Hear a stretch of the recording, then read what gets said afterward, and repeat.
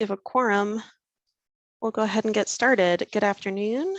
This is the May, 17th, 2022 meeting of the Landmark Preservation Commission. I'll call this meeting to order. Let's start with introductions of the commissioners. I'll go ahead and get us started. My name is Kelly Wemple. I'm an architect nominated by the American Institute of Architects. Next, we have George. Hi, I'm George Dennis. I was nominated by History Colorado, and I am a old house aficionado, I suppose. Cool. Aaron. Hi, I'm Erin Hummel. I'm a landscape architect, and I was nominated by the American Society of Landscape Architects. Great. We don't have Graham, so Julie. Hi, I'm Julie Johnson. I'm a historic preservation project manager, and I was nominated by the community at large. And no Gary, so Larry. I'm Larry Sykes. I am an architect and I was nominated by History Colorado. Great. Erica. Hi, I'm Erica Warzal. I'm an architectural historian and preservation consultant nominated by the community at large. Anne. Hi, I'm Ann Wattenberg. I'm an architect nominated by the American Institute of Architects. Great. And Graham, I see you just joined. Would you like to introduce yourself? I did. Sorry for being a few minutes late. I'm Graham Johnson. I'm a preservation project manager nominated by the Denver Planning Board. Thanks. And Jen, can you introduce yourself as well? Sure. I'm Jen Capetto. I'm landmark preservation staff. And just for housekeeping, Erica, you're really quiet today. So just as a heads up. Okay, thank you. Yeah. All right. Let's see. We don't have any meeting records to review today, so we'll move right into the public comment period. At the beginning of every Landmark Preservation Commission meeting, we like to leave some time for public comments. This is not on any one project that we'll be reviewing today because design review projects will have a separate public comment period later. But if you have anything that you'd like to discuss about general preservation matters, now's the time. Please use the hand raise button if you have a comment and you're joining us by computer, or dial *9 if you're joining us by phone. I don't see any hands raised and you don't have anyone on phone today. Great. All right. Then we'll keep moving forward. So we have 2 items on the consent agenda today. Did any commissioners need to recuse themselves, or anyone have a question for staff or want anything removed from consent? No? If not, would someone like to make a motion? Madam Chair, I'll make the motion for you. I move to approve the consent agenda as presented. And that would be the 2022-COA-205, 2736 Champa Street in Curtis Park, and 2021-TAXC-001 at 532 Franklin in Driving Park. Thank you, Julie. Do we have a second? I'll second. Thank you, Erin. All right, then I will call for the vote. There's no further discussion. George? I think I have to abstain from Champa Street. That was discussed when I was not in the session. I think it's dated May 5th. I don't think I was here for that one. So that's dated May 5th. It's a new application. So that Yeah, this is an application under review today on the consent agenda. Oh, okay. So it hasn't been discussed yet. Well, Right. so we don't discuss the consent agenda Okay. items at our Okay. meeting unless you want to pull something off, because everything I on don't have anything consent. to pull. Okay, Okay. so would you like to vote? I will vote yay. Okay, thank you. Erin, Aye. Graham, Aye. Julie, Aye. Larry, Oh, sorry, I. Erica, Aye. Anne, Aye. and Kelly. Aye. All right, so the motion passes with a unanimous vote. And if you're joining us today for one of the consent agenda items, your project has been approved, and feel free to hop off the call unless you'd like to see the design review projects. So moving into design review, you can see the process on the screen. I'll go ahead and announce the project, at which point staff will introduce the application and provide their recommendation. Then we'll open it up to the applicant, and they'll have up to 10 minutes to tell us anything else that they'd like.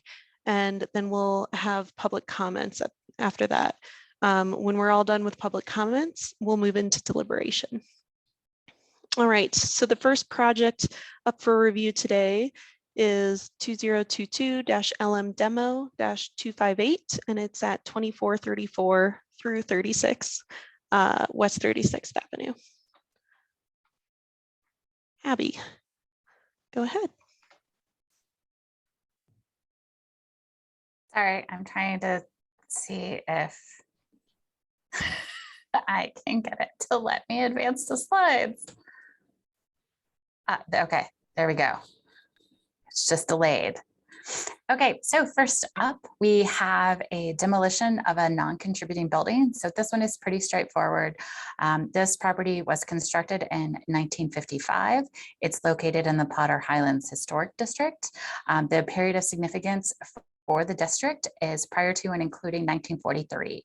So this clearly falls outside the period of significance for the district.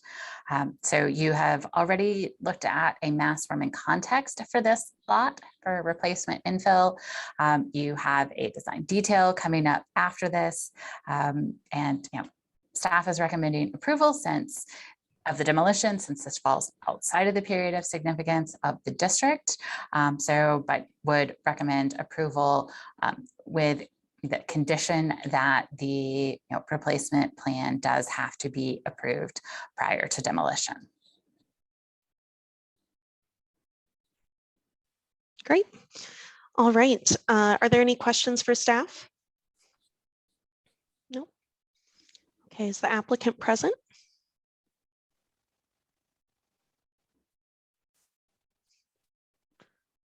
All right, looks like they've been promoted to panelist. So when you're ready, you can go ahead and unmute yourself. Please start with your name and address for the record, and you have up to 10 minutes. And Jen's going to pull a timer up. Hello, my name is Don Gorig. I'm the architect for the project. Again, we're just this part of this discussion is just demolishing the building itself, the existing house. We've already submitted for the previous submittal for the new project. I'm not sure what else I need to say about the demolition of that existing house, but it's going to be demolished in its entirety. All right. Well, that was quick. Thank you. Unless there's something else I need to say, but I don't know what else I could say. No, the 10 minutes is just a max you can use, as much or as little as needed. So I think this is straightforward and that makes sense. Are there any questions for the applicant? No? All right. Thank you, Don.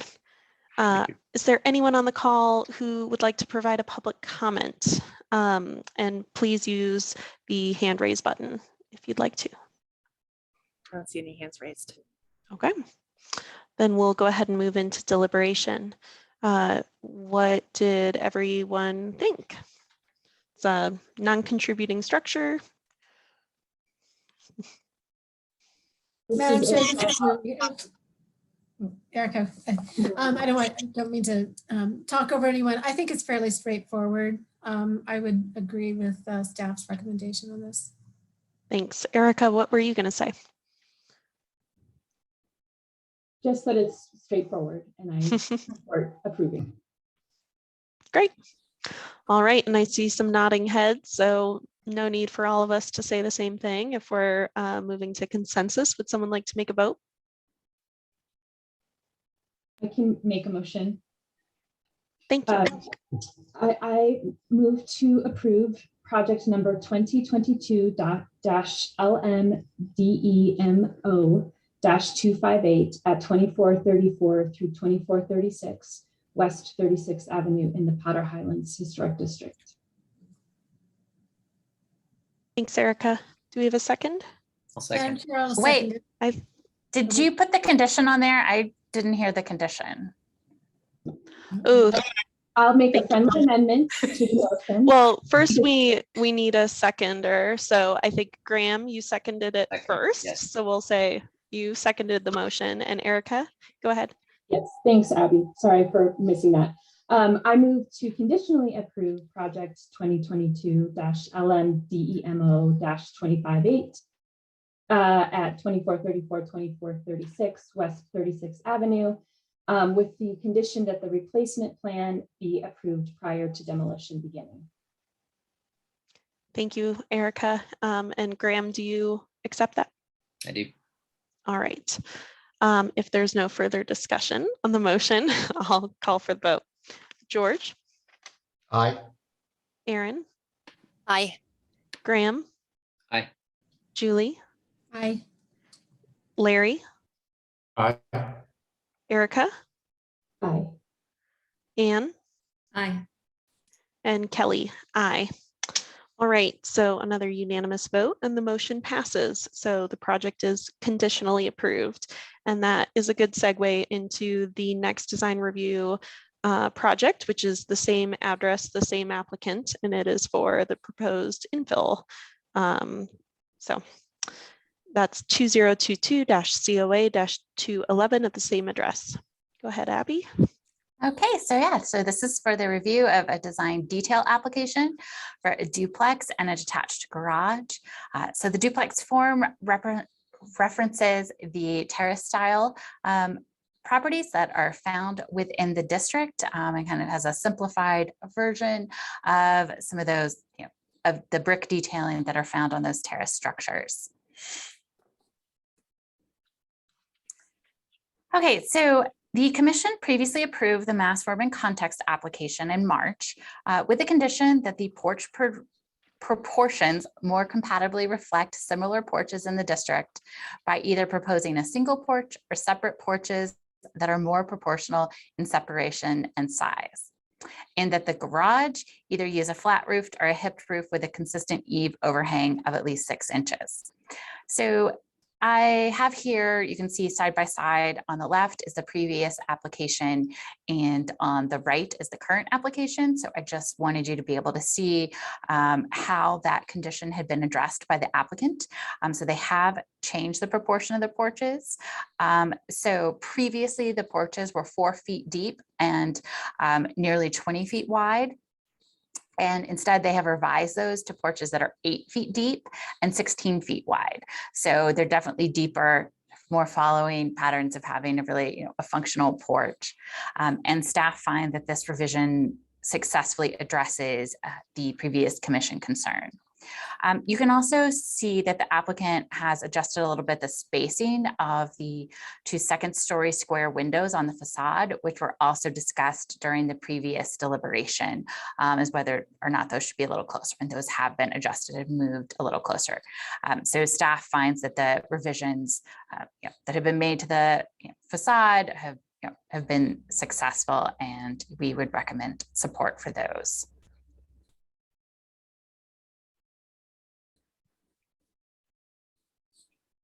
Okay, waiting to see the next slide, if I can get the slide to go forward.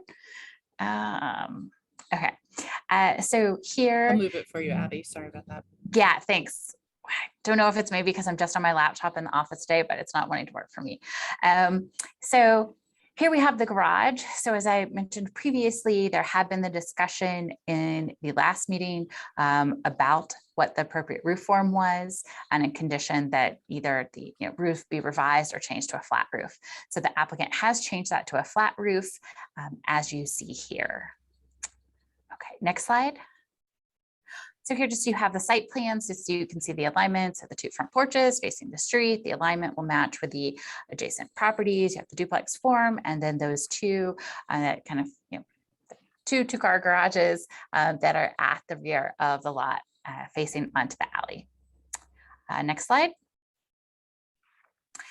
So here you see the other, showed the other elevation. So here you can see the other side of the property and the rear. So fairly standard placement of windows and alignment. Windows will be aluminum clad wood. Most of the windows are traditionally proportioned 1:1 sash. There are those 2 square windows that are used as accent windows on the facade. There are some horizontal sliders that are used at the basement level as egress. So those will not have any real visibility. And then you can see there's also sliding glass doors that are proposed for the rear, also where that feature won't have any visibility. Next slide. So here you can see some of the detailing. So all the windows will be detailed with brick headers and sills. You can also see there the detailing for the brick cornice and for the brick chimney. So the uses a simplified interpretation of terrace type buildings, but still identifiable as new construction, kind of contemporary interpretations of traditional features, including the use of the metal porch columns, these simple brick headers and seals, and the simplified brick cornice. Next slide. So staff's only concern in the application is just that the brick to be used be clarified. So the duplex is featuring brick cladding on all walls. And page 8 indicates the brick will be a modular brick with a smooth finish in the steel color from General Shale Brick. And that is the brick there that you see on the screen in the upper left corner. However, the elevation drawings indicate that the brick will be Everest Gray Tudor, and that is the brick that you see at the bottom corner there. I think that this was just an oversight that the drawings didn't get updated. Staff had some discussion with the applicant about the brick choice. We felt that the Everest Gray Tudor, we were concerned that it seemed a little busy due to the color variations and a rough texture, and generally we require with new construction that it be a smooth face brick and not a tumbled or otherwise rough rusticated brick that's trying to resemble historic brick, that it just be clear that it's a new contemporary brick.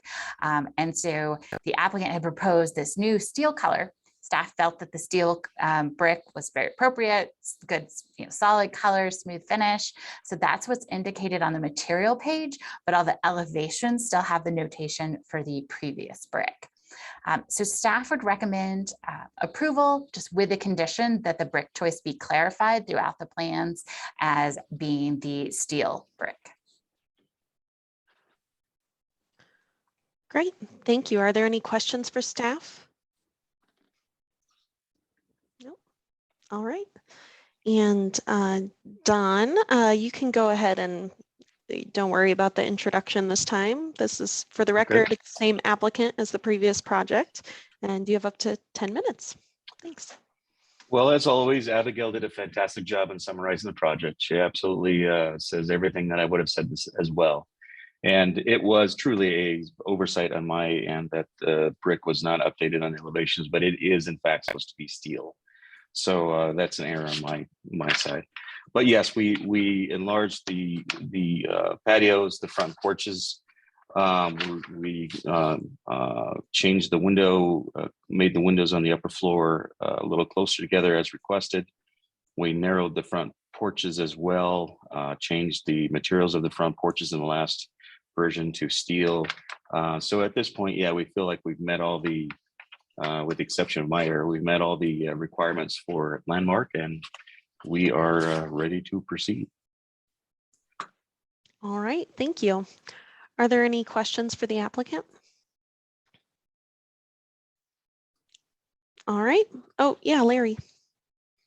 Yeah, I just wanted to ask about a question, I guess, about the parapet cap height. It looks, especially looking at the side elevations, like the top of the upper floor windows is quite close to the top of the parapet cap. And just, yeah, curious if that's been fully kind of reviewed in terms of the slope of the roof. And I guess also, yeah, bring up the question of where does the roof drain to? Yeah, it's a flat roof. We have it will be draining to the north or the west and the east side of the house. and will drain down into downspouts, which currently don't show on the elevations, but downspouts would be on the backside around the chimney. The front does not have any downspouts for drainage. We've got that decorated parapet, which we're keeping and maintaining, but the drainage will happen at the common parapet, as I think is where I have it called out. Great. Does that answer your question, Larry?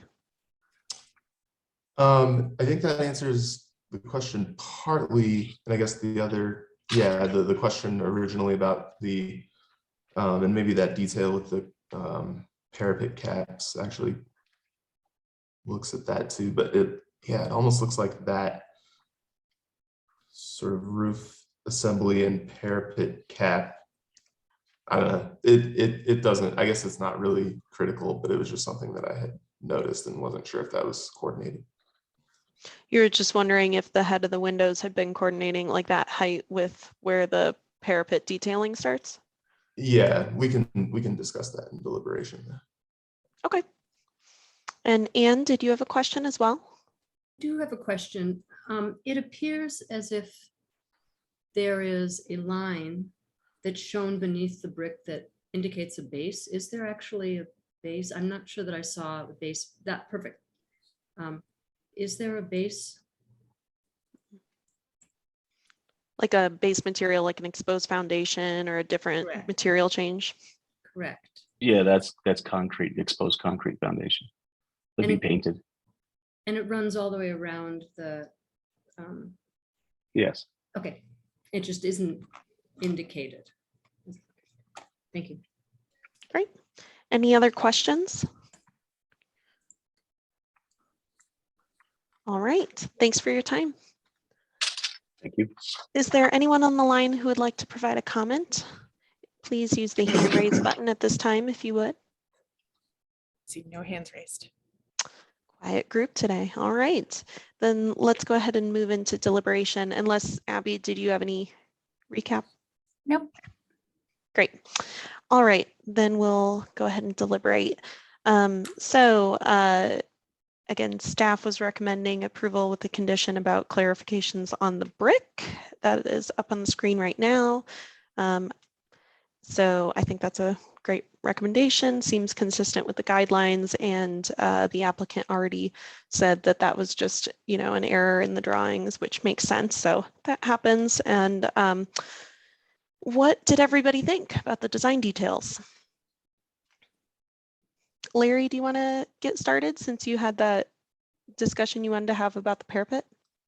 Okay. Yeah, I mean, I guess just overall, yeah, I think it's well detailed.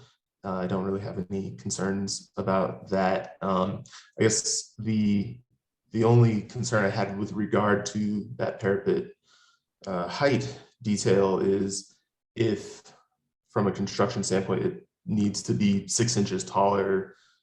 Does that, you know, become an issue? It looks like there might possibly be a bit of a bulk plane issue with that, but I don't think I would have any concern about that getting slightly taller from a detailing standpoint for these purposes. Gotcha. You just think it's not tall enough to meet the needs of the roof? It doesn't appear to be so, but. Mm-hmm.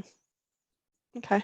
Well, I think, you know, that's a good friendly comment for the applicant to, you know, verify that. And if something comes up as they go through their plan review with the building department and they need to come back with a change, they could always do that. But I guess what we have in front of us says it'll be constructed this way. So I think maybe we'll just continue our review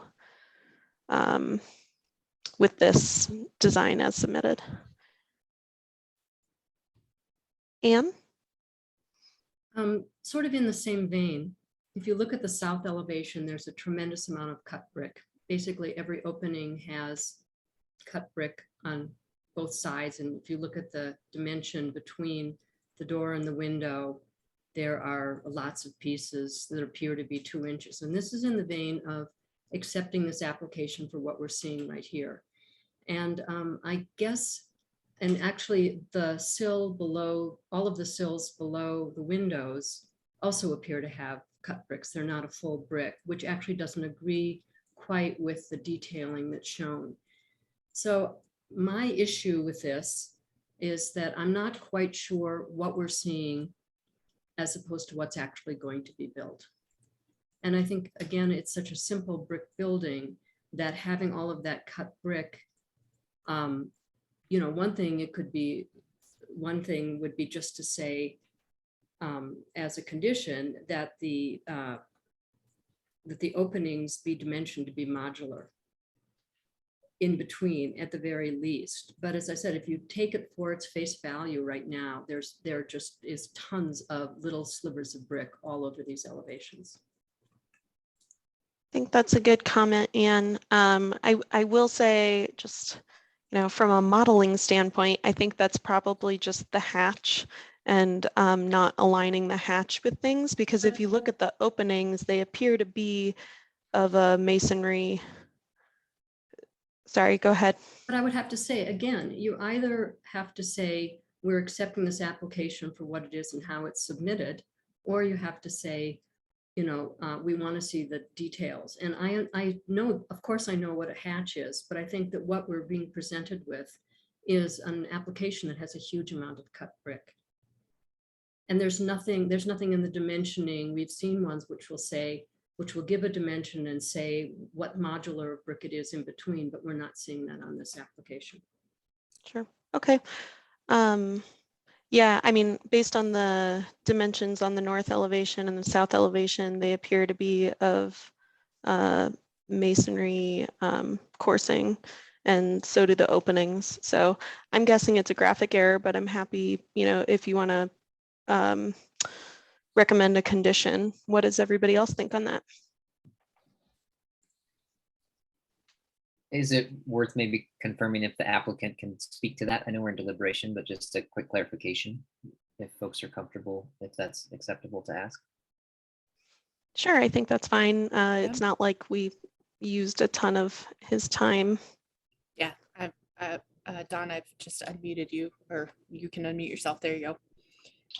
Oh, yeah. I mean, obviously, coursing in the brick is very important to us. Yes, this is just a graphical representation. It's not actually what's going to be literally built. Of course, we'll have the reduction of as many slivers and cuts as possible.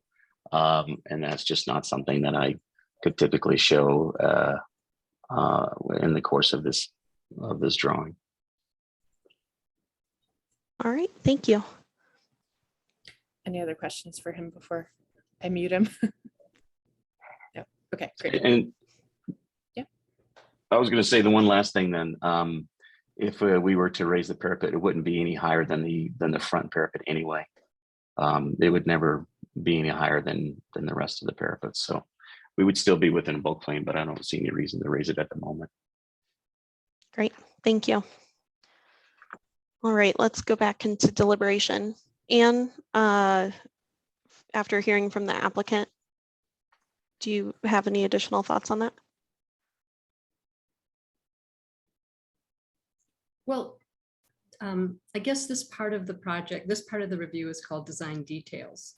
And so it's a little confusing to hear the applicant say that they didn't feel that it was worthwhile to dimension it or show the detailing when that's actually what this part is about. And I 100% give the applicant the benefit of the doubt that there won't be these little tiny pieces all over the place. But I do think if we're looking at design details, we should actually see the details. This is the place to show how things are coursed out, since that's actually the primary material that we're looking at. All right, and what does everybody else think about that? Do you have any concerns?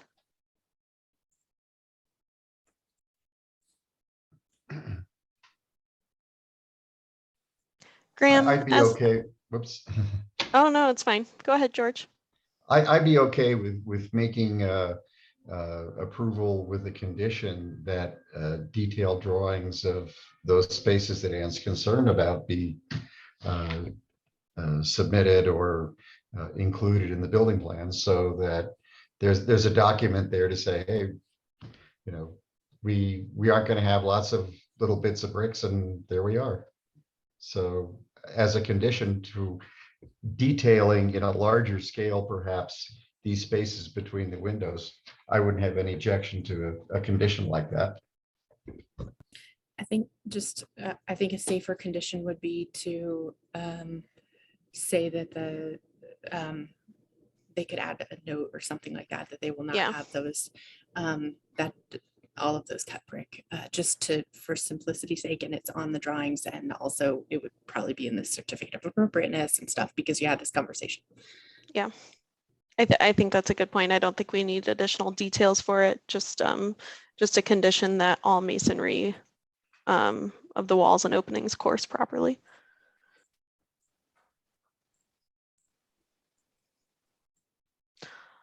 All right, any other comments on this project? Well, I do remember the discussion on the porches and the length to which it went. So I think the porches have been very deftly handled, and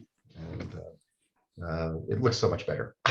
So I'd like to just add that in regards to the porches, that not only the proportions of them being revised, I think is very successful, but that they're brought slightly closer together so that they're centering on their respective halves, and it feels like it's kind of one whole building rather than two very separate units, which I don't think I very adequately expressed my concern in our previous phase 1 review of this project, but I think the applicant did a great job of addressing that concern, even though I didn't state it very well. So I just want to thank the applicant for doing that. I think this is a very successful project. Great, thanks. I agree with both of you, Erica and George, and the window modifications seem successful as well. All right.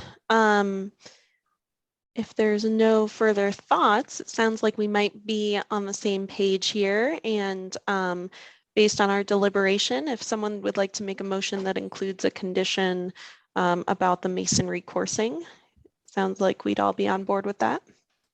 Madam Chair, I'll try a motion. Great. I move to approve with conditions application number 2022-COA-211 for the design detail of the proposed infill at 2434 and 2436 West 36th Avenue per design guidelines 4.3, 4.5, 4.6, 4.8, 4.15, 4.18, 4.19, and 5.9.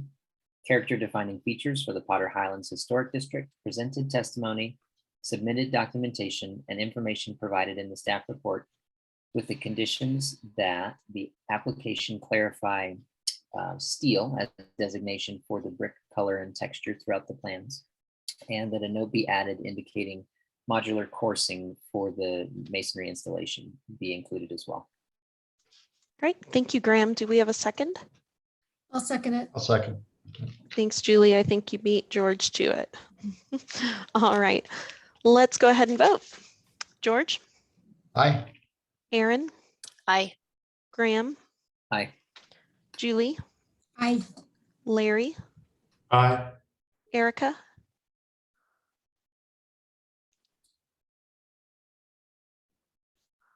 Sorry, aye.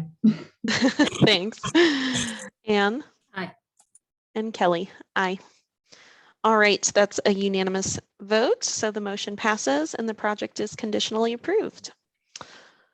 Our next project up for design review today is also in Potter Highlands. It's 2022-COA-212 at 2836 West 34th Avenue. Okay, so proposal is for construction of an ADU on a carriage lot at the center of the block.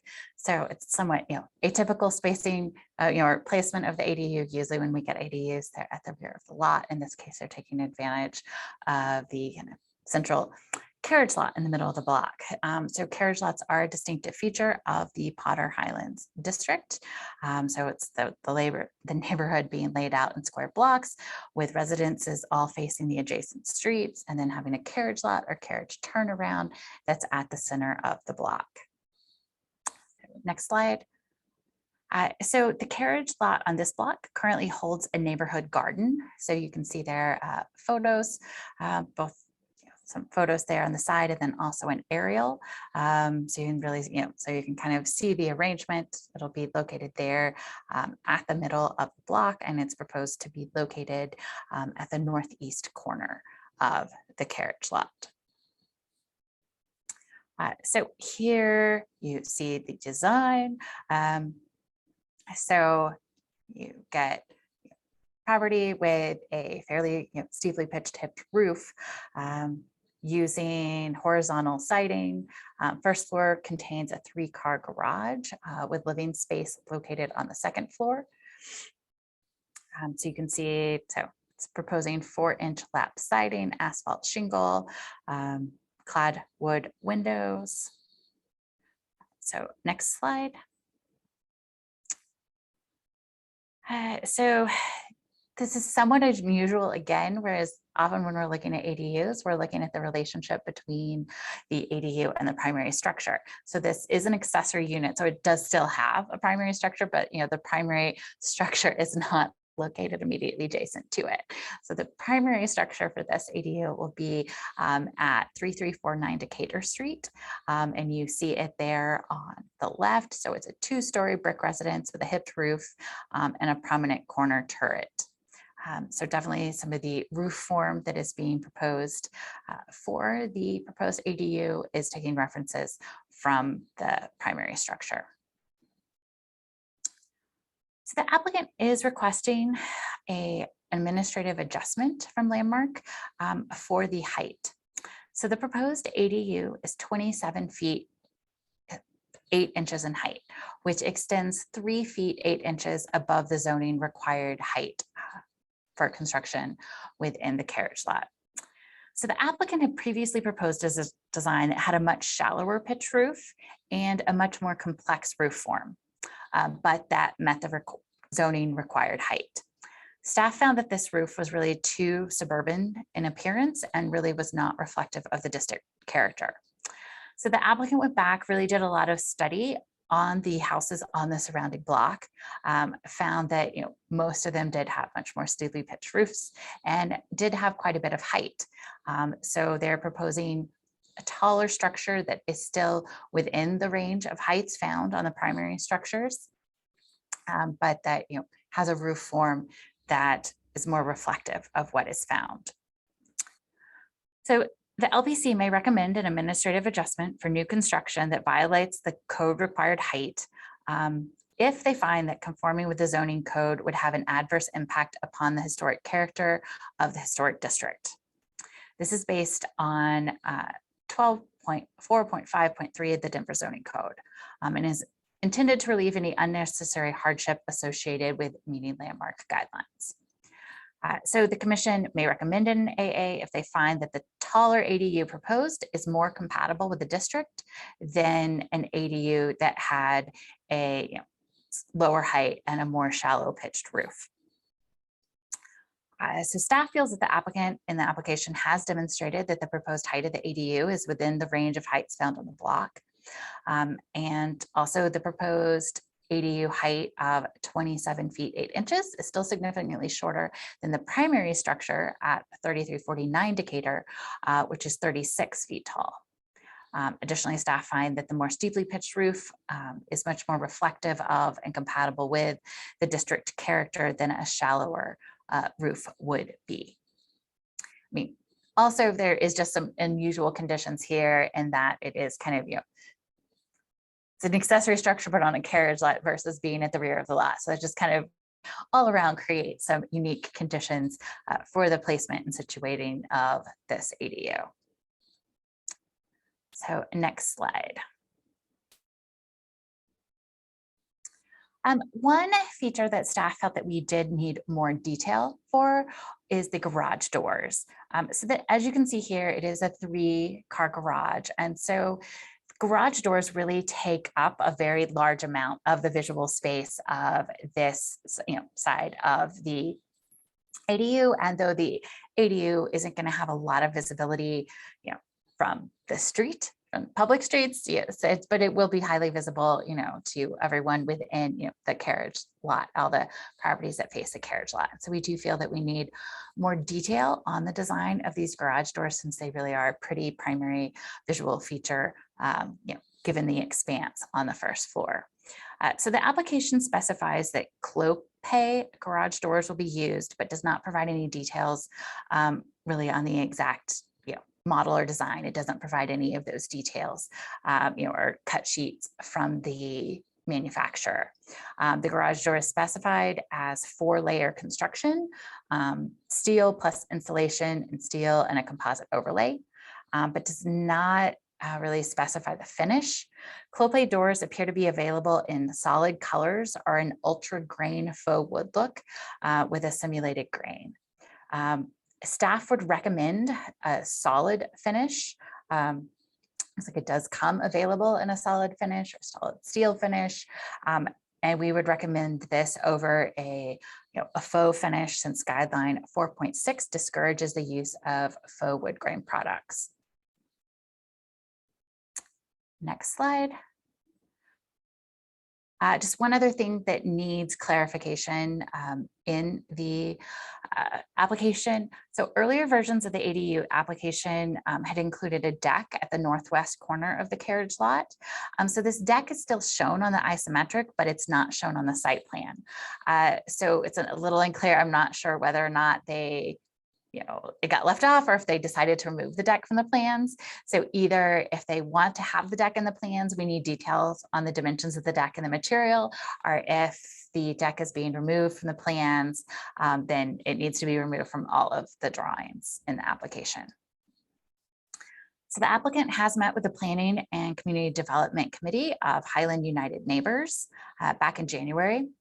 So the committee reviewed the earlier version of the ADU, which I talked about, which had a lower pitch roof that was much more complicated in form. And the RNO did not find it to be compatible. So the RNO also recommended a more steeply pitched roof for the ADU, as well as also making some other recommendations about more looking at window proportions and alignment. So the applicant did revise the design based on both that RNO feedback as well as staff feedback. And so those comments made by the RNO staff feels have now been addressed. So staff would recommend approval both of the design and the administrative adjustment, but with the conditions that detail be provided on the garage door design, and that a door with a solid finish rather than a faux wood grain finish be used, and that either provide dimensions and material detail for the deck, or else remove the deck from the application. Great, thank you, Abby. Are there any questions for staff? I did have one question that I think I'll also be asking the applicant about, but I see there's a salvaged window in part of the application, and it looks like it's the window that we see on the first level of the west elevation. And I was just curious if you know more about that, Abby, and whether it should be more clearly called out as being the salvage window on the drawings. Yeah, thanks. I do not know a lot. I don't know where it came from. Staff wasn't overly concerned, since this is an ADU, of the incorporation of having a salvaged window. But yeah, I certainly think that more detail could be helpful. Great, Anne? So, Abby, I have a question about Guideline 4.18, which is to locate a garage or secondary structure to reinforce surrounding historic development patterns. And since this is the only one that we see, is there a pattern in other configurations like this where there's this central carriages and they've been turned into ADUs? I don't know specifically about ADUs, but certainly over time, there have been other garages and other accessory structures divided, over time. Some carriage lots are still intact. Other ones have been subdivided and have been sold to adjacent property owners, as you see here. And some of those then have had garages or other accessory structures placed on them. Thank you. Didn't we review a house in a carriage lot in Potter Highlands? Yes, I think there was Okay. one of those as well. So yes, there's definitely been various uses over, for the carriage lots over time. Okay, thanks. Any other questions for staff? Yeah. I help me understand what makes this structure an ADU. If it's like not on the same lot as the primary structure, is there something that happened that owners of the primary structure bought the carriage lot, or I guess I'm confused why it's not just a separate building or a separate house. You could ask, I don't know about the whole history of ownership here. You could ask the applicant about that, but did check with zoning. So zoning does allow, what they still consider by zoning code an accessory dwelling unit, as long as, when it is, on land that is still, kind of considered accessory to a primary dwelling that is adjacent. It is a little, it's definitely unusual, and I don't know all the ins and outs of the zoning code here, but I know that the zoning code does kind of allow for construction of what is still considered an ADU in a carriage lot. Okay, I'll ask them. All right. Any other questions? No. Let's go ahead and hear from the applicant then. Can we get them promoted? Yeah, Emily is working on that, and it looks like they should be over momentarily. All right. It looks like we've got them. So We've got Mike, who's the owner. Oh, they were there. Good. oh, okay. You're good. Gotcha. All right. So anyone who wants to talk during your 10-minute period, feel free to unmute and introduce yourself with your name and address for the record. You have up to 10 minutes. Okay, great. Can everyone hear us okay? No, we're not muted? Yes, yeah.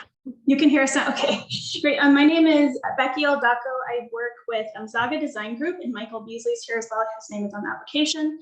But our clients are Mike Berm and Lexi Fickenshire, and they currently live at 3349 Decatur Street. So one of the requirements for the carriage lot is that the owner, in order to do an accessory dwelling unit, they do have to live in the perimeter of the block surrounding the carriage house lot, and so which is surrounded by alley on all four sides.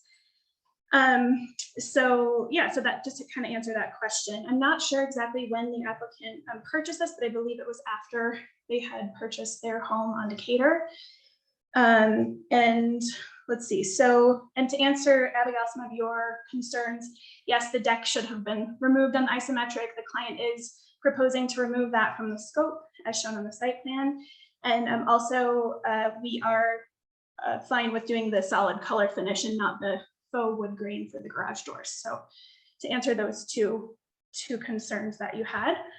And so just really, as Abigail had mentioned too, initially we had designed this ADU to align with what the zoning code allowed, and we had a much shallower roof pitch. I believe it was like a 412 roof, which can get a little bit tricky getting living space up in that area with a shallower roof. And so we were really excited to explore the AA option, so that we just felt that it was the design was much more compatible with the Potter Highlands Historic Districts and also with the primary residence, which we really wanted to create that connection between the primary and the accessory. And then also one other important feature, I know they've got brick on their exterior, but from a cost perspective, we really wanted to pursue more of the horizontal lap siding, just to kind of mimic the rhythm of the brick and match where we could with the trim on the proposed ADU with the freeze board and the trimmer on the windows, and those pieces were really important as well. I'm trying to think if there was another question. Oh, the salvage window. So that is a window that the clients currently have in their possession, and they have it because it matched, like you had pointed out, that existing window that was on the house. And so they really wanted to incorporate that into the design of the accessory dwelling unit as well, just so that there could be some more connection between the primary and the accessory. So, and we're happy to provide more, pictures and dimensions of that existing window. And that's about what I have. Great. And Mike, you can just unmute yourself. Okay. Yeah, I'm Mike Berm, the homeowner with my wife, obviously.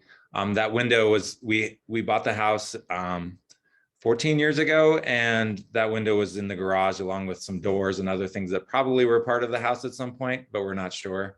That window matches a lot of the other windows that still exist in the house, so we're not sure of the whole story. We bought the vacant lot, which was full of garbage and abandoned campers and stuff like that, about 8 years ago, and we turned it into not a neighborhood garden, a private garden that we kind of made a little farming business out of, and now it's just a totally private garden. And so now we've decided to kind of do something else with it because we're burned out on the garden. It's too much work. All right, thank you. And I think, Mike, we have your address, but I can't recall if we got your address as well. 3349 Decatur is our address. Sure. Was it Becky? I'm sorry. Yes. Okay. Yeah, so our address is 3630 West 32nd Avenue, number 2 in Denver, Colorado, 80211. Great, thank you. All right, are there any questions for the applicants? I know they already addressed a few. Madam Chair, I have a question. Yeah. And it's actually just maybe more of a trivia question, but I know a lot of times the carriage lots are kind of isolated, the power's overhead and often sanitaries in the alleys, but is there water that's coming to this lot? It may be coming, off of a tap from the house, and that's not our purview, but I was just curious because I've run into that a few times before. So the idea, and Becky can answer better, but is the whole process started because we wanted to run a water line to the lot, and to get approval to go under the alley through our lot to a new tap on the street on in front of our house requires approval of all these plans. So really this is what started the whole process. So we water the lot now from water that we run through a hose across the alley into the area. But the idea of starting this whole thing was in trying to get a water line from the street to that lot. So currently there's no freshwater lot or line to that lot. Understood. Thank you. As I said, I know that it's not our purview, but a curiosity to me. So appreciate you clarifying. Yeah, that's interesting. Any other questions? Yeah, Larry. Yeah, quick question. The trim boards indicated in the elevations, are those proposed to be flat, or is there a kind of profile to those, particularly the angled roof fascia? That's a good question. We don't have a profile cut of the fascia, but we can certainly provide more detail. We're proposing just a flat, smooth, with an eased edge for the trim on the frieze and the sills and the belly band. Great, thank you. All right. Any more questions? No? Okay, thank you for your time. Thank you. Are there any comments for this project? Please use the hand raise button at this time. I see no hands raised, so no. Okay. And any recap on this? Abby? No? Okay. All right, then let's move into deliberation. So saw how staff had seen what we saw staff's recommendation of how it meets the guidelines and their recommendation to kind of clarify the garage doors and the deck. What did everybody else think about its compliance with the guidelines?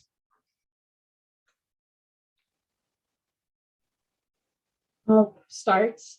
Yeah, I think it successfully meets the design guidelines for new accessory buildings. And I think that I'm glad to see that they went going for the administrative adjustment route, because I do think that this roof form and height is much more in keeping with the district than a lower roof would have been. So I think it's a successful project. just would like to say that I think it'd be helpful just to note on the plans that the salvaged window is to be this window that we see on the west. Just for clarification and knowing that it's not on that window schedule, but it is, something that is part of this project. And then a minor comment that on page 14, this is page 14 of the PDF. They don't have sheet numbers. There's a south elevation that's actually the west elevation. So I would recommend correcting that so that the true south elevation is being shown.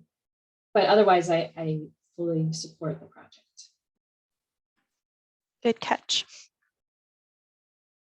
I agree with you, Erica. I think that I'd be supportive of the administrative adjustment as well, because this does seem to fit with the neighborhood and it really doesn't have visibility from the public right away. And, they have provided sufficient evidence that it, fits within the ranges of heights of structures there. So just wanted to add that.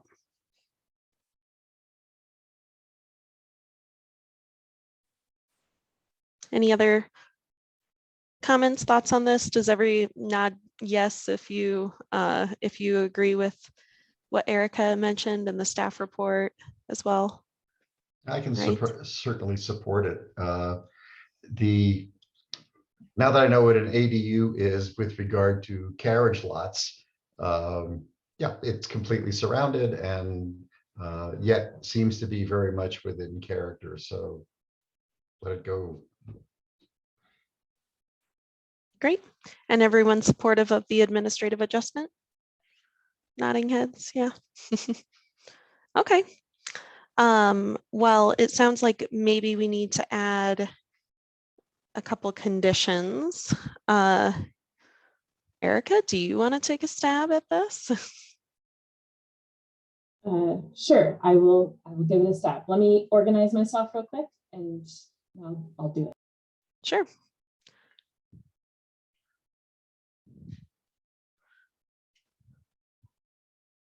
This is when someone needs to tell a joke or something. It's what Kathy was always good at when she was on the commission, singing a song or telling a joke. I'm going to put the timer up again. Just kidding. The Jeopardy Well, music. the need for water certainly defines scope creep, doesn't it? I wish that I could have been around when Kathy was on the commission to hear the jokes, because I totally know what you mean about her. Okay. Yeah. It was a good time, Erica. Sorry, I couldn't fill that role, but oh well. Okay, I move to conditionally approve application number 2022-COA-212 for the ADU at 2836 West 34th Avenue as per design guidelines 4.3, 4.4, 4.5, 4.6, 4.18, 4.19, character defining features for the Potter Highlands Historic District, presented testimony, submitted documentation and information provided in the staff report with the following conditions. 1, provide detail on the garage door design and use a door with a solid finish rather than the faux grain finish. Remove the deck from the application. Correct sheet 14 to show the correct south elevation. Label the first floor window on the west elevation to show it being the salvaged window, and recommend, I also move to recommend an administrative adjustment for height per section 12.4.5.3 of the Denver zoning code, finding that conformance to the requirements of the zoning code would have an adverse impact on the historic district.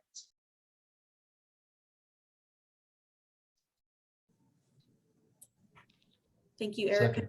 Do we have a second? Yep. Second. I'll second. Thank you, Larry. All right. Then is there any further discussion on the motion? If not, I will call for the vote. George, Aye. Aaron, Aye.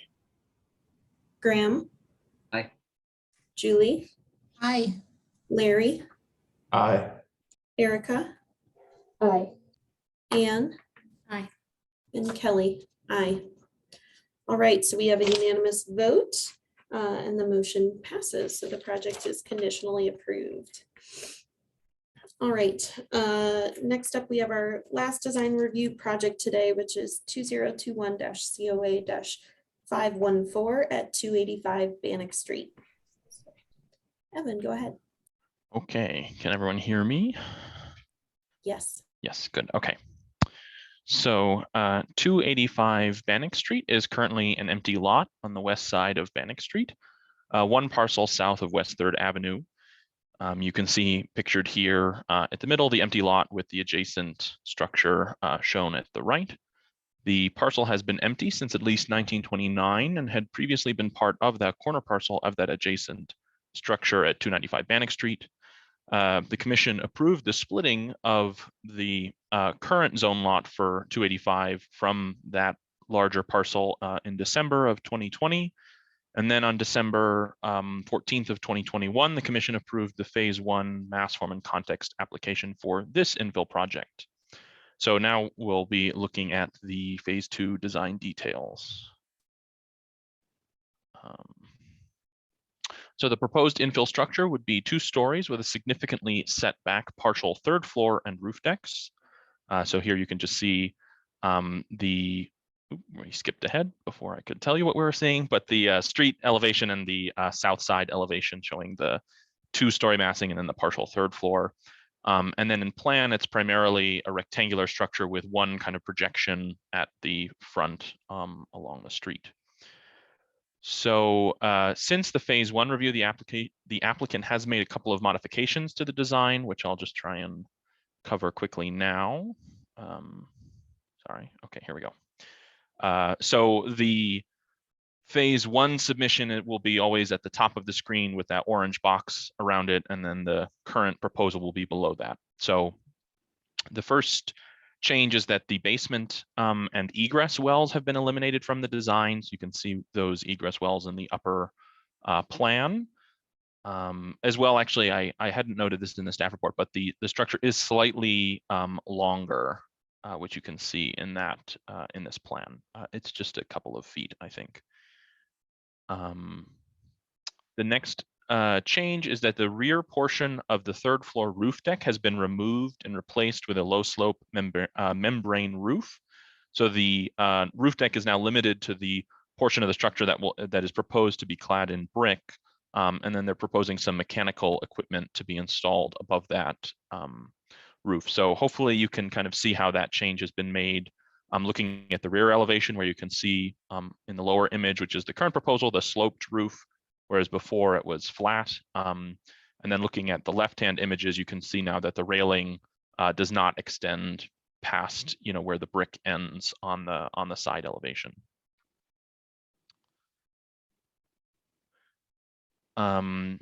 Access to that roof deck has also been moved from the north and south elevations to the east elevation of the 3rd floor in the form of French doors. So again, looking at the top, you can see the sort of sliding doors towards the rear, and that's now 2 pairs of French doors on the 3rd story portion of the front elevation.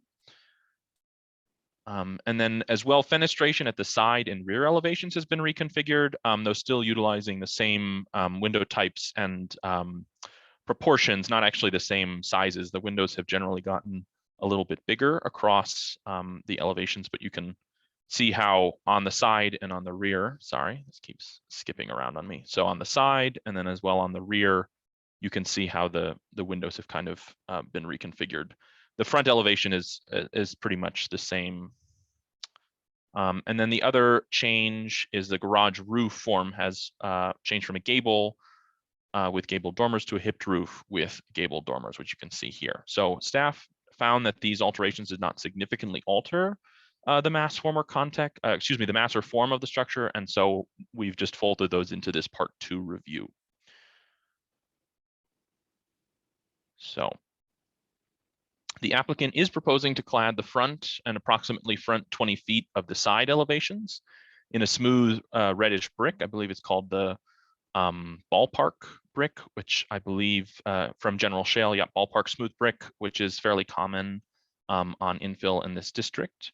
At the central bay of the front facade, the structure will be capped by a cornice composed of bricks laid in soldier, rowlock, and header courses, creating a dentil pattern at the bottom of the cornice and a slight projection at the top. You can see in the bottom left there is a section showing how the bricks will be laid, and then to the right of that is an elevation showing that in a little bit more detail. The remainder of the brick portion of the structure will be capped by a soldier course of bricks at a lower height with the roof deck railing projecting behind and then dying into the parapet at the central projecting bay. So just to the right of that detail elevation of the cornice, you can see the just that very simple soldier cornice line, and then to the right of that is the detail showing the railing mounted behind that. Sorry, I lost my place here.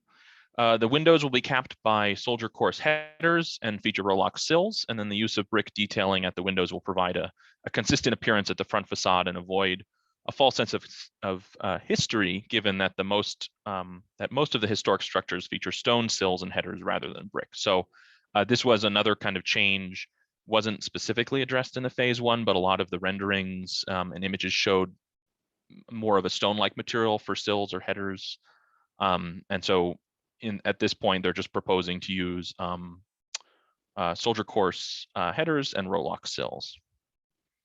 So the remainder of the side and rear elevations and the entirety of the third floor will be clad in smooth fiber cement board lap siding with a 4-inch reveal.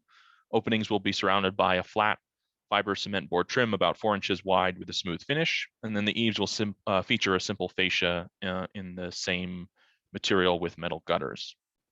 The windows throughout will be Fibrex with operations of 1/1 double hung, single light casement or fixed faux double hung windows at the largest openings with a meeting rail simulated by a heavy muntin bar. So that's primarily at that arched window at the front, and then also these 2 tall windows on the side elevation just to the rear of where the brick ends. Those will all be fixed windows with a sort of like a simulated meeting rail. The front door will be in fiberglass with a simple textured translucent glass half light, and then the rear doors will be fiberglass or Fibrex with full lights, and the third floor French doors will also be fiberglass with full lights. The only sliding doors will be located at the rear.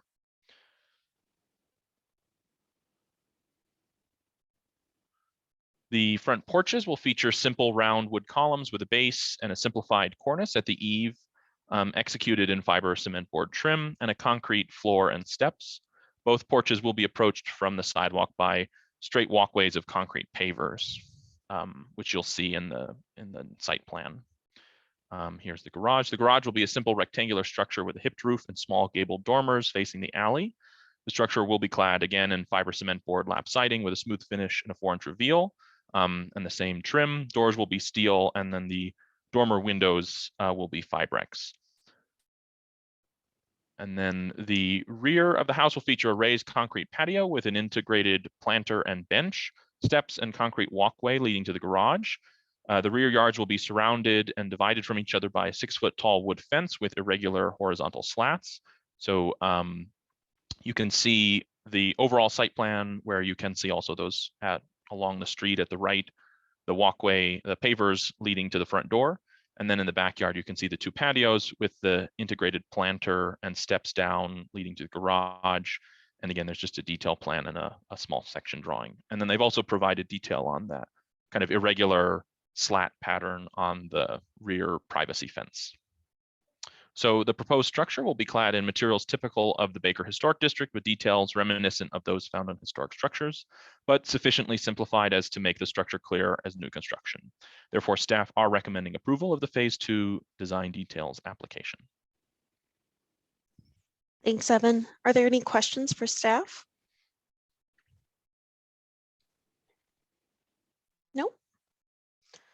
All right, then let's go ahead and get the applicant promoted.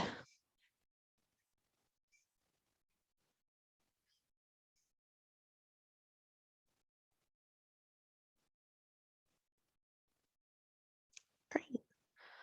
All right, when you're ready, go ahead and unmute yourself. Please start with your name and address for the record. You have up to 10 minutes.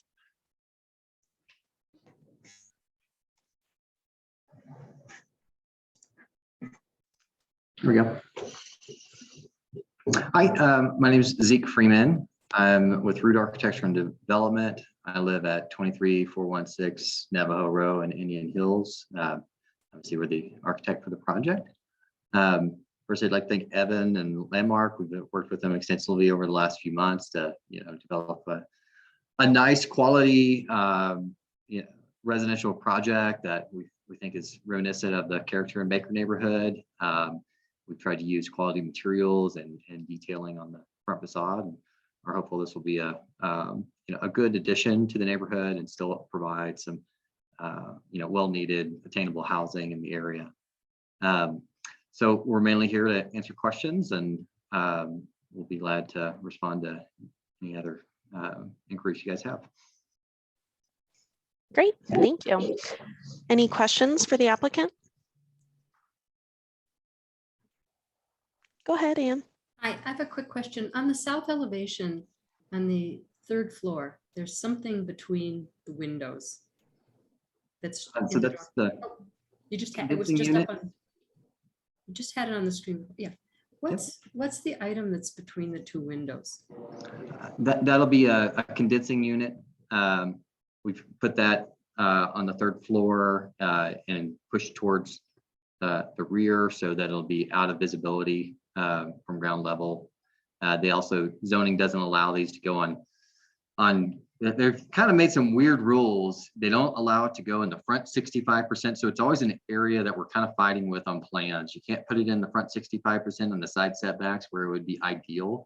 And you can't, and if you put it in the rear 35%, then it takes up someone's entire backyard, and it's really, inconvenient. So yeah, we found this is the best location to kind of, tuck them towards the back and, try to get them out of visibility. Thank you. I had a question about the east front elevation. And I apologize if I just missed it in the drawing set.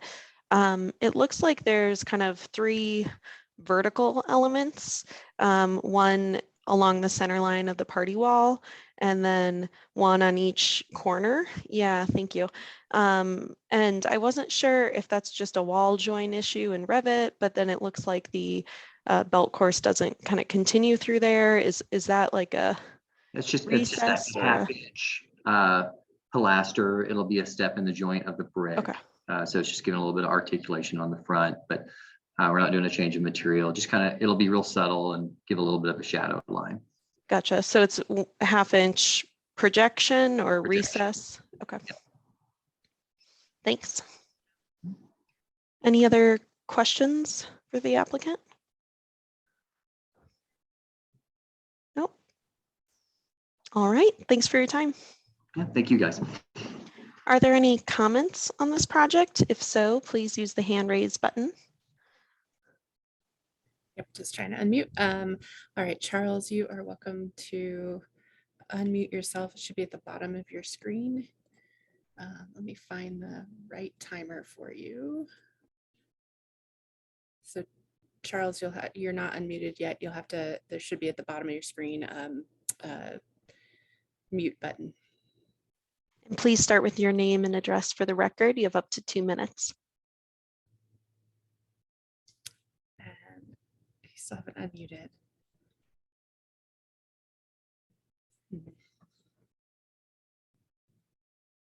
Maybe it's at the top of the screen. I'm not sure.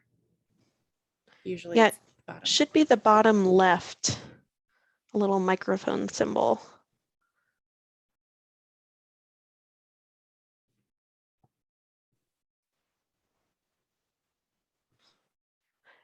And if your hand is raised by accident, maybe just shoot a message in the chat if you don't want to unmute. I don't think we have a chat. Oh, we don't? Okay, never mind. Yeah. He emailed earlier asking how to join the meeting, so I'm guessing that he would like to speak. Let me see if there's a way. I'm going to promote you to panelist and see if that'll work. So you'll have to click a button that says accept or something like that. There we go. Okay. And now, Charles, you should be able to, there's going to be a button at the bottom of your screen where you should be able to unmute yourself. It looks like a little microphone.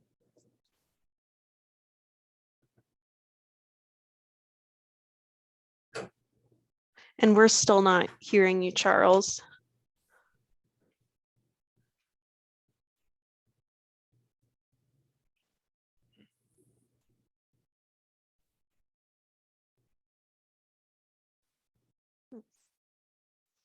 Well, this is a new one. Let's see.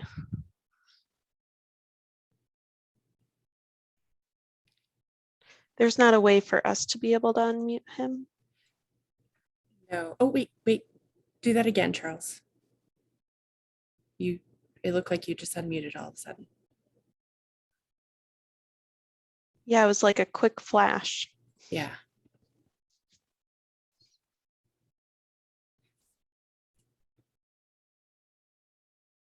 We're still not hearing you. And if there's, you could try logging out and rejoining the meeting, either by computer or phone. I don't know if it's an audio issue with your computer or.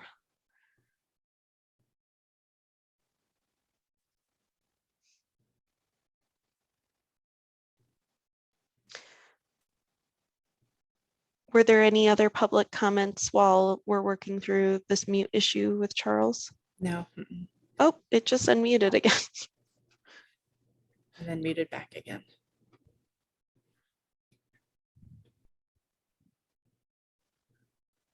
Sometimes if you hit the space bar, it'll do it. As Erica has learned.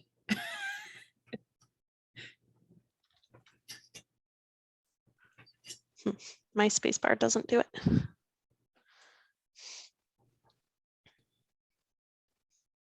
Oh, looks like he's left. All right. Okay. We'll just give him a moment if that's okay. Yeah.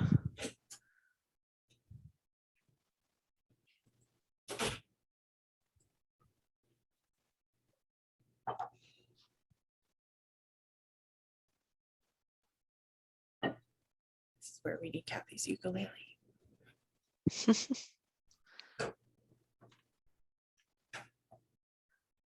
See. I don't see that he's rejoined. He hasn't rejoined. Evan, while we're waiting, is there any recap that you had, or are we good? I guess just in terms of the pilasters, that is something I think I omitted as far as mentioning, because it had been covered a little bit in the phase one. And so I think I was thinking back on that, but that was a while ago. That could be something if, maybe if you have any concerns about the detailing of that as just like a minor condition, you could apply that additional a detail or a note be provided or something like that. But because I was operating off of that kind of prior knowledge, which isn't necessarily included in this application. So yeah, I think it's important that we just have some sort of whether it's a note or a detail, a note saying that it's a 1/2 inch projection or detail. Okay, so it looks like he hasn't rejoined. Correct. And I think we've waited longer than 2 minutes. So let's go ahead and move into deliberation. It's unfortunate we couldn't get that public comment. So Jen, when he emailed you asking how to join, he didn't have any comments in the email that we should be aware of, did he? Okay. No, but he's been interested in this project and had emailed us about it when it was in for the first time, I think. So gotcha. I just wanted to make sure that you didn't know, the context of what his comment was going to be. Okay, well, that's unfortunate, but I guess the issue with virtual meetings is some tech problems. So, all right, let's move into deliberation. What did everybody think about this project? The design details, that is. We already approved the mass form and scale.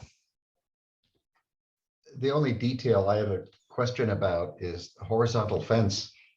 It just looks a little anomalous in the drawings here, and I think I recall something in the guidelines about fences needing to be vertical. Am I missing something here, or can that fence not be seen from the right of way? Looks like it can be seen from the right away, that's for sure. Evan, have we approved, since this is infill, were you thinking, I know we recently approved one in Potter Highlands that was horizontal. Yeah, I was just gonna, there is a guideline about vertical orientation, but that's just for front yard fencing. So anything in the, forward of the front facade. Those fences are also have additional requirements about openness and height of only 4 feet. They have to be 50% open or more. So horizontal or vertical fences are regularly approved by staff for rear yard fencing as such as this one. And actually, as we're talking about the fence here, it looks like normally we require a minimum of a 1 foot setback from the front facade. And this looks like it's closer than that. Is that because there's a projection of the front facade, or should we make a condition that that needs to be 1 foot back? I'll actually, Abby's right here with me. Is that in the guidelines? Yes, it is. Okay. Yeah, so that may just be an oversight. But I guess, there is maybe some room to interpret that because of the projection, it is set back. Could also be a condition if you have concerns. Okay, thanks. I personally think it would be a good idea to have that condition. I feel like consistently we kind of interpret that as that entire front area. So I would think it'd need to be a foot back from that wall where the entry doors are. But if anybody else feels otherwise, let us know.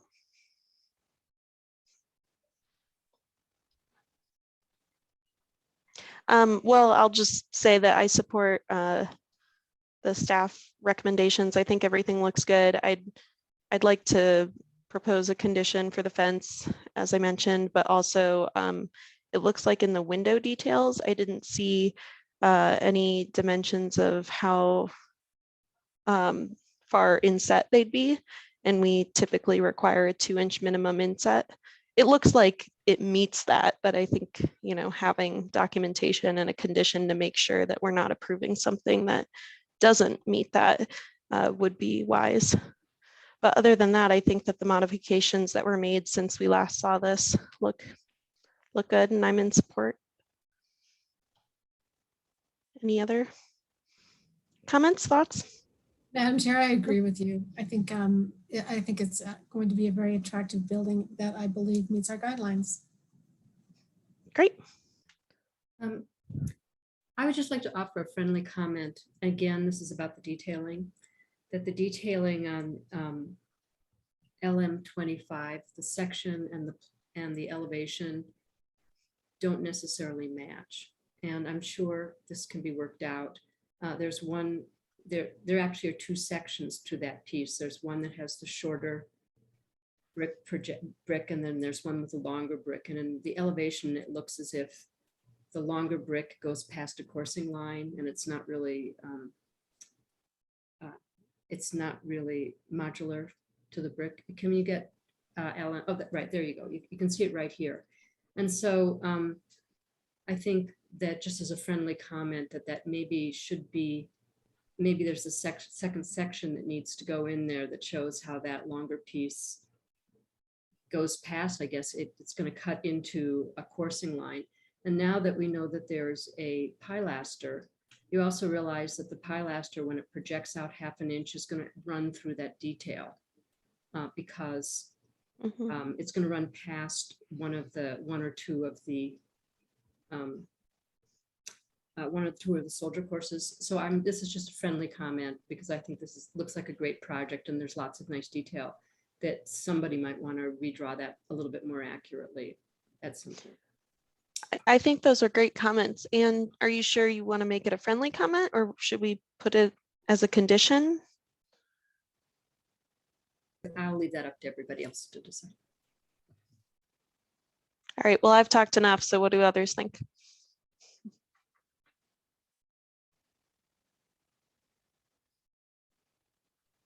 I think if Anne's willing to make the motion, I would support the condition. Nice, I like it. Anne, are you willing?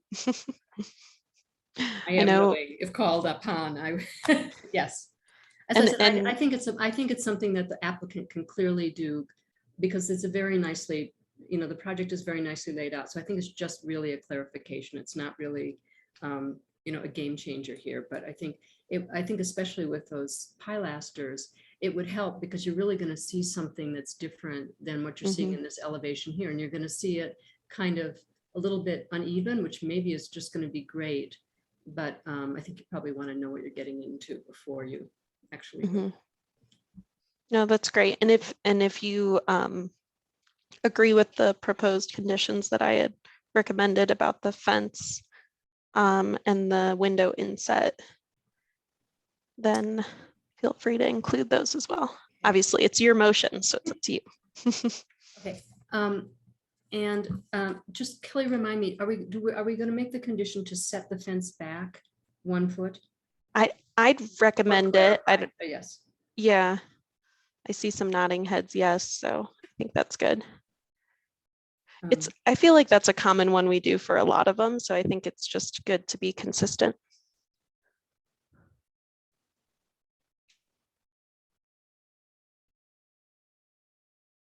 I'm just writing this down. Yeah, take your time.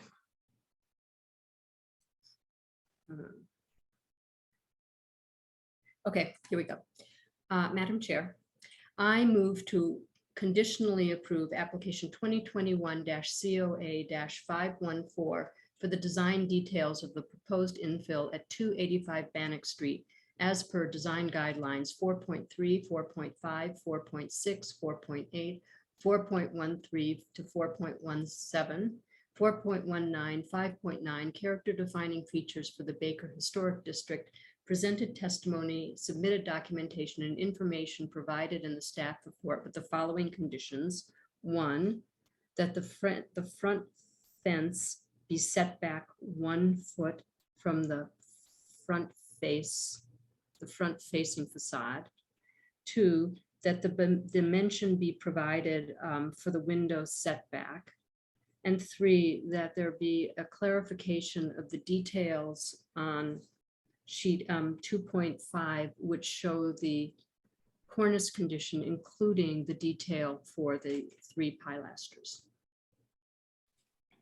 Thank you, Anne. Do we have a second? I'll second. Thank you, Graham. Is there any further discussion on the motion? If not, I'll call for the vote. George? Aye. Aaron? Aye.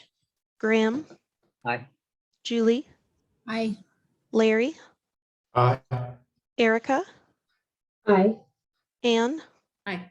And Kelly? Aye. All right, so we have a unanimous vote and the motion passes. So congratulations, project is conditionally approved with those minor clarifications. So that's the last project up for design review today. Jen, was there any discussion that needed to occur? Yep, Evan just wanted to say hello to you all. Yes, I just wanted to share some news that I will actually be leaving landmark preservation. My last day will be next Friday, the 27th. I'll be moving back east. I'm from Vermont originally, as some of you may know. I got a job to manage the historic preservation program for the city of Portland, Maine. So I'll be moving on to that starting in June, but I just wanted to share that with you all and say it's been a real pleasure working with all of you, and you're always very complimentary of us, and I'll just return the favor and say that I have a lot of respect for the commitment you've all shown to this work, and I really appreciated that. So don't be a stranger if you're in Portland or anything. Well, I bet I have a good friend who's got an LA firm there. You'll probably run into his work. warn Well, him I'm coming. congratulations. Yeah, Oh, I thank will. you. Congratulations for sure. Yep. Thank you. I Yeah. appreciate it. I think you had a Yeah. good mentor in Jen. Yeah, definitely. The whole team, Yeah, really. not just me. Oh, Everyone. yes, everyone. Well, we'll miss you, but best of luck. That sounds like a great opportunity. So Thank you. I guess we can't fault you for it. Beautiful out there. God, that's a- So, all right. Well, thanks, everyone. All right. Thanks. you like lobster. Yeah, lots of lobster. And this is going to seem like less important after that big news, but I did want to let everyone know that I received a call yesterday that the old Emily Griffith Opportunity School that we reviewed their application for the adaptive reuse of that building into a hotel. They're going to be having a ribbon cutting ceremony next Tuesday, and they wanted to extend an invite to the Landmark staff and commission. So I need to forward you all that information. They did request an RSVP, so I don't know, Jen, if you want me to send it to you and you just like send it out, or if maybe I just send it to everybody and you guys can individually RSVP. Does that sound good? The latter? Okay. That's fine. Yeah. And Jen, I don't know that I'll get all of staff on there. So if you want to Fair. forward it on, feel free. You're welcome to send it to me and I'll share with the rest of the Landmark team, but you have Okay. everyone on the commission. Yeah. Great. All right. Any other things to discuss? No? I have just a tiny ping for Abby. Jonas asked me to just say hi and see if you'd received his message. And I won't say any more than that here on the call. But, Yeah, I approved it yesterday. oh, perfect. I'll give him the heads up then. Thank you so much. Graham, you're not supposed to Terrible conduct business conflict on of this call. interest. I know. We don't get to see each other face to face. There's no casual conversation before or after anymore. So I apologize, but thank you. I rescind my comments about professionalism, actually. Exactly. Says the guy in the, wearing the yellow t-shirt today, right? Fair. Thank All you. right. Well, thanks everyone. I'll go ahead and close the meeting. And Best of it's luck, Abby.